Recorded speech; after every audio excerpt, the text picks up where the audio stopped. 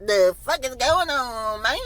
Well, I had a beautiful sunny day on the west side of Seattle, and today I'm giving you guys an update. You haven't seen me. It's been a crucial time. So, let's get to the business, guys.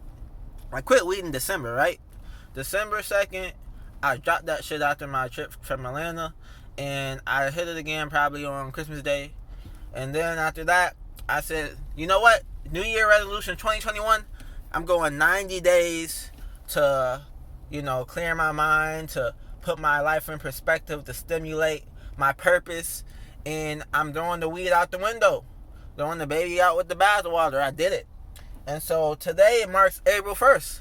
And I completed it. I officially did 90 days weed free. Not a whizzle, not a dizzle, not a snizzle, and not a schmitzel of weed has been in my system and part of me at all.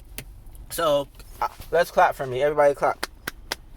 Yeah, woo, Julia, we knew you could do it. Oh, you're the go. I love you. Oh, my God. Thank you. Stop, guys. Next. Okay, so, I just have to tell you, it was by far the worst experience of my life quitting weed. What the fuck was I thinking, bruh? There was no reason. Okay, the thing about it is I'm already a high-strung intellectual person. And so I'm very neurotic when I'm sober. And weed actually mellows me down. It helps me basically ground my... I'm watching this shit change up. It basically helps me ground my follicle of thoughts into something. It helps me mold my thoughts rather than them just flow and fly everywhere. Sober me, I got so unused to sober me that I felt like I had to do more because I was sober. Does that make sense? Because I was sober, I felt like I had to work harder. And in reality, I don't have to work harder. I need to slow down. I need to relax my mind. And it's just, for example, this is what happened. I crashed my car December 29th. I was just lit. I was listening to music. I was turned. Music is a drug in itself, if nobody knows. So I was catching the vibrations off this music. I tried to do some daredevil shit. Totaled my car. Yep. One of my cars gone, deceased. Rest in peace. That's tough. I was gonna make an update about that one, but I was like, nah, let me not. And then, car number 2, Tylene, the Mustang. You guys know the gold/white one. I was driving down UAV. And basically, me and my boy were lit. My partner, I met him out here. He's from Atlanta, so you already know. We were just stirring up. The melanin theme was going crazy. It was sunny, top down, going crazy.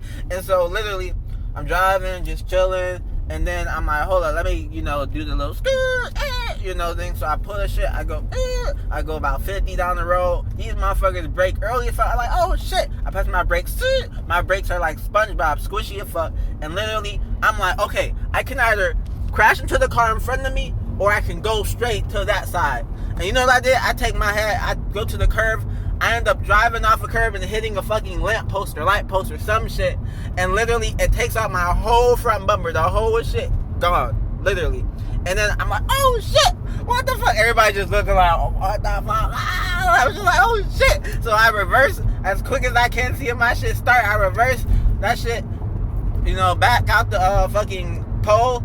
And then I can go and I go straight down that road to University. I'm like, okay, I gotta get this car out of there. I gotta get this shit out of there. I gotta get this out. And I did. I drove my shit all the way to West Seattle. And a couple more days later, I pawned it. They gave me $500 for the whip. So rest in peace, Tylene. She was a beauty. She did so much. She went through so much. And unfortunately, I was the demise of her downfall. Tragic story. And it's just, I realized, bro, weed isn't a crutch for me. It's a resolution. So that's what I learned, Okay, weed, you get more energy, more focus, apparently, but not necessarily, not for me. If anything, I would use weed to focus, And yeah, man, 90 days is my life turned upside down in these 90 days. My shit got from worse to worser. Worse is not a word, but you get what I'm saying. Ever since I quit weed. And that's just a very paradoxical statement. But it's true. So don't go with the hype everybody's oh man, weed isn't good for you. It's all about everybody. We're all personally different people, different souls, different things make us tick and different things make us click. So we got to keep that in mind. Don't just follow the internet hype. But I just want to see if I could do it, to be honest. So that's been my experience. 90 days Weavery. I'm also on CA retention, but that's regular. I'm not going to update that till I get in the high numbers, which I'm not even in the high numbers right now. But yeah, that's just a little update.